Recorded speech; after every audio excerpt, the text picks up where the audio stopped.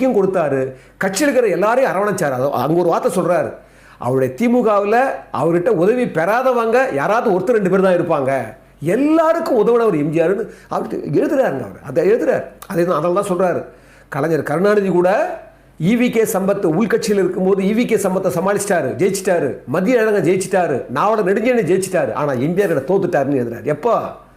பின்னால் மட்டும் இல்லைங்க, சிஎம் ஆனதுக்கு மட்டும் இல்லை, முன்னாலேயே உள்கட்சியிலேயே தோத்துட்டாருன்னு தான் சொல்கிறாரு. ஏன்னா வரம்பில்லாத அந்த புகழ், அந்த தன்மை, கொடைத்தன்மை, எல்லாருக்கும் உதவுற தன்மை இருந்து பாருங்கள், அதுதான் எம்ஜிஆர். அது 100 நிகழ்ச்சி சொல்கிறாரு.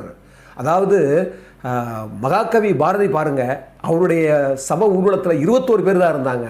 திரு எம்ஜிஆருடைய சப ஊர்வலத்தில் 1987 டிசம்பர் மாதத்தில் 24 மறைகிறாரு. ஆனால் 21 லட்சம் பேர் கூடினாங்க அந்த கூட்டம்.